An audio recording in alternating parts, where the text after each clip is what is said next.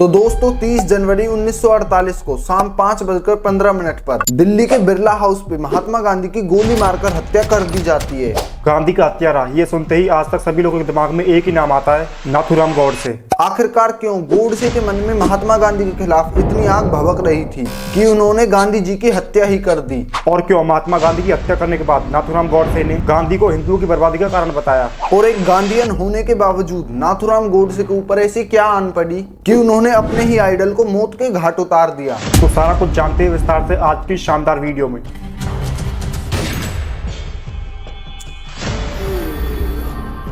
आखिर गोडसे ने महात्मा गांधी की हत्या क्यों की? तो इस पर गोडसे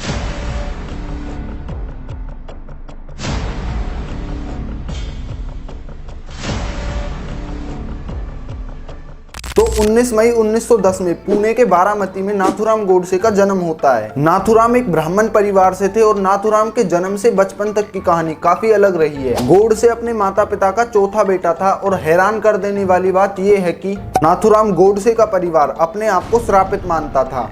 उनके परिवार वालों का कहना था कि उनके घर जन्मी लड़कियां तो बच जाती है लेकिन लड़के श्राप के कारण मर जाते हैं। तो गोडसे के परिवार में बेटों की अकाल मृत्यु के कारण नाथूराम गोडसे का पालन पोषण लड़कियों की तरह किया जाता है। गोडसे से पहले पैदा हुए 3 बेटों की बचपन में ही मृत्यु हो जाती है। इस वजह से ही घर वालों ने नाथूराम को नाक छिदवाकर और फ्राक पहनाकर ऐसे ही लड़कियों की तरह रखा। जब तक नाथूराम 12 साल के नहीं हो गए तो नाथूराम के बचपन के 12 साल कुछ इस तरह बीते थे। तो आपने आरएसएस का नाम जरूर सुना होगा, राष्ट्रीय स्वयंसेवक संघ। तो आप में से कुछ लोगों को नहीं पता तो मैं आपको बता दूं, आरएसएस एक ऑर्गेनाइजेशन है जो कि हिंदू राष्ट्र को लेकर सभी हिंदुओं को एकजुट करती है। तो अब हम आरएसएस की बात क्यों कर रहे हैं? तो आप में से कुछ लोगों को ये बात पता नहीं होगी। तो नाथूराम गोडसे जो है वो आरएसएस के मेंबर भी थे। बात है साल 1937 की, जब सावरकर आरएसएस और हिंदू महासभा के अध्यक्ष बनते हैं। तो फिर सावरकर से इंस्पायर होकर नाथूराम गोडसे भी आरएसएस को ज्वाइन कर लेते हैं। तो अब आप ये सोच रहे होंगे कि सावरकर है कौन, तो वही जानते हैं सावरकर के बारे में। सावरकर का पूरा नाम विनायक दामोदर सावरकर था, जो कि भारत के क्रांतिकारी और स्वतंत्रता सेनानी और एक समाज सुधारक राजनेता के रूप में जाने जाते थे। हिंदू राष्ट्र की राजनीतिक विचारधारा हिंदुत्व को विकसित करने में बहुत बड़ा श्रेय सावरकर को जाता है। तो सावरकर से इंस्पायर्ड होकर नाथूराम गोडसे ने आरएसएस को ज्वाइन किया, लेकिन 1942 में वर्ल्ड वॉर के दौरान आरएसएस पर कई तरह की पाबंदी लगा दी गई। इसके चलते ही गोडसे ने अपना एक नया संगठन हिंदू राष्ट्र दल बना लिया, जिसे आरएसएस और हिंदू महासभा दोनों से ही बहुत ज्यादा समर्थन मिला। और इसी संगठन में नाथूराम गोडसे की मुलाकात होती है नारायण दत्तात्रेय आप्टे से, जो कि गांधी जी की हत्या में भी शामिल थे। असल में नाथूराम के मन में गांधी के लिए नफरत बंटवारे के समय पैदा हुई थी, क्योंकि नाथूराम गोडसे नहीं चाहते थे कि देश को धर्म के आधार पर बांटा जाए। और जो अपने गांधी जी है जिन्हें राष्ट्रपिता के रूप में जाना जाता है, वो उस समय कुछ अलग ही कर रहे थे।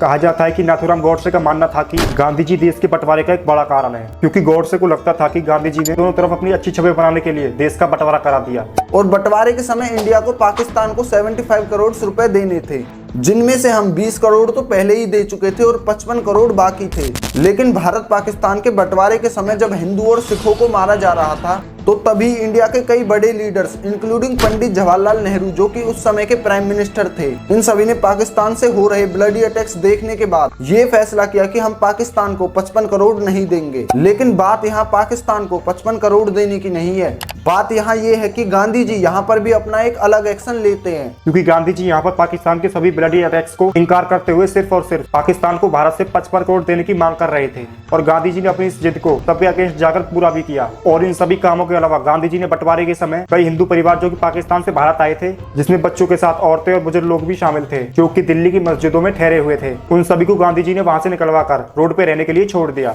और शहीदों के बारे में सुनते ही आज तक हम सभी लोगों के मन में भगत सिंह, सुखदेव और राजगुरु का नाम जरूर आता है। लेकिन आपको ये बात जानकर हैरानी होगी कि हमारे इन वीरों की फांसी रोकी जा सकती थी और नेताजी सुभाष चंद्र बोस ने इस पक्ष में अपनी बात भी रखी थी, लेकिन गांधी जी ने अपनी ओर से कोई भी एक्शन नहीं लिया। और गांधी जी इसी वजह से सुभाष चंद्र बोस के अगेंस्ट भी हो गए थे। और किसी भी इंडियन लीडर की तरफ से कोई एक्शन ना लेने के बावजूद भगत सिंह, सुखदेव और राजगुरु को फांसी दे दी जाती है। तो यही थे कुछ मेन रीजंस जिनकी वजह से नाथूराम गोडसे ने 30 जनवरी 1948 को दिल्ली के बिरला हाउस पे महात्मा गांधी की गोली मारकर हत्या कर दी।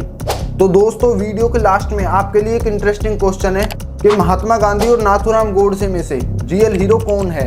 आप अपने अकॉर्डिंग कमेंट करके जरूर बताएं।